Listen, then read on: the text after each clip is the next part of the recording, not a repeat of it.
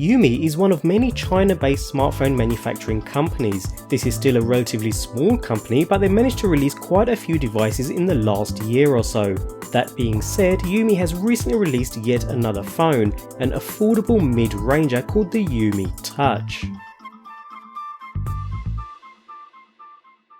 The Umi Touch is a mid-range handset no matter how you look at it, although for $140 you end up with a rather capable handset, packing a 1.5GHz octa-core CPU, 3GB of RAM, a 13MP Sony camera sensor, and a 4000mAh battery driving a nice large 5.5-inch Full HD display. Roll that up with Android 6 Marshmallow and you get a fair old bang for your buck. Alongside the handset, Umi provide a micro USB charging cable along with a charging adapter, and a small overview guide along with a SIM ejector tool.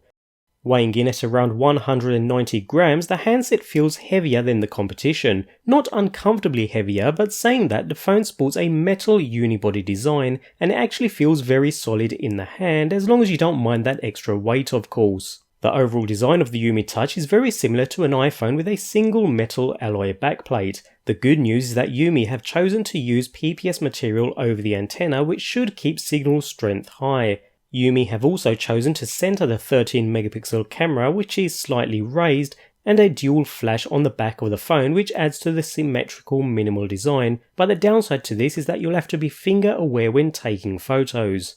Also on the rear is the handset's main speaker, not ideally placed, but we'll see how this fares later. The power, lock and volume rocker buttons located on the right side of the device are made out of metal and they're very tactile, while the SIM tray is housed on the opposite side where users are able to insert a micro SD memory card as well as the SIM. A headphone jack at the top and a micro USB port alongside the microphone at the bottom are the only ports on the device.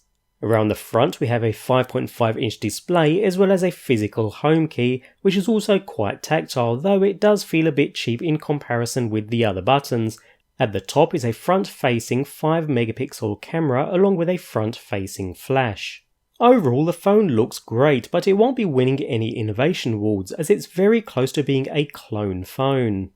The display itself looks rather alright. It can't compare to some of the newer devices, but it's quite good considering how much you're paying for the phone. This is a Full HD display filling a 5.5-inch surface area with 441 pixels per inch. It's quite an easy display to read on and easily bright enough to see outside under daylight. The touch sensitivity also seems okay. The screen is reasonably responsive and didn't cause any major issue. No problems here at all, and all rather impressive considering the low price. As far as performance goes, the Umi Touch performed like a champ while I was using it. I didn't have any issues multitasking, browsing, watching YouTube, and even some light gaming worked great. Even some more demanding games ran okay, although I did notice some frame rate issues, especially when using higher graphical settings.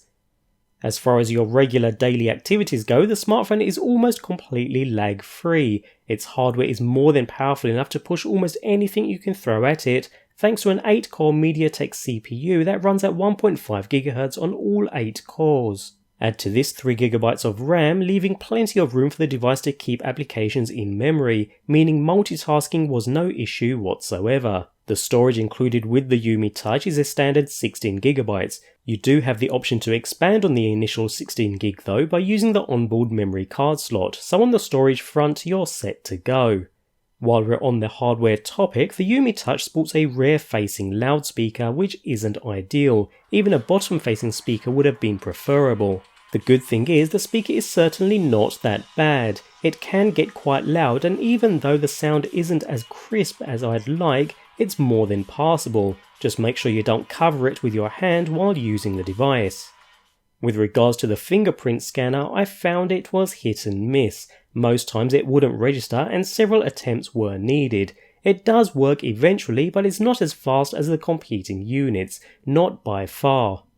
Hardware aside, the Umi Touch comes with Android 6 Marshmallow installed. There's very little in the way of pre-installed apps and bloatware too. Even the number of Google apps is kept to a minimum, and you'll find you'll even need to manually install Gmail.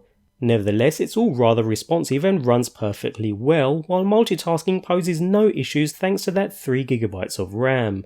We even have some performance apps like Turbo Download, which combines Wi-Fi with cellular for faster data transmission speed, and Smart Wake, which launches apps or wakes the handset with different gestures.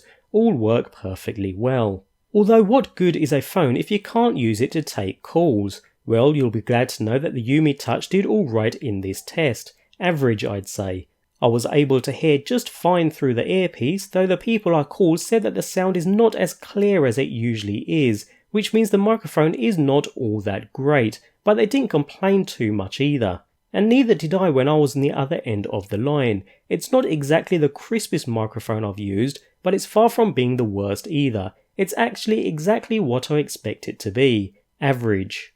When it comes to battery power, Umi have been clever with using a larger battery, as poor battery life is a big issue for a lot of smartphone users. It's good to see a fairly hefty 4000 mAh battery inside the Touch. This battery is non-removable, but the large size should see the unit lasting well over a day or two of medium usage. The Umi Touch features a 13MP camera on the back and a 5MP camera up front. Umi opted to use Sony's IMX328 sensor for the main camera on this device, but unfortunately the camera isn't all that great. Shots are unbalanced even during daylight. I did manage to get a couple of nice shots, but they were average at best. The colours seem a little off in most images, and you really do have to keep your hand steady when taking an image in order to avoid blur. Above all else, it's not exactly that fast. It's quite slow and sluggish actually. For a handset in this low price range, I guess the quality is pretty respectable, but nowhere near that of its more expensive competitors. Now, as far as nighttime shots go, the Umi Touch doesn't exactly do a good job here either. The images turn out way too dark with very little detail in them, and it's quite easy to get a blurry image in when there's not enough light available. So to sum up, during daylight the camera tends to underwhelm, it also has quite sensitive white balance, and during the night the images turn out too blurry, dark and lack detail. The front-facing shooter is quite average and not much better. Either way, I was expecting better from the camera, but it really lets the handset down.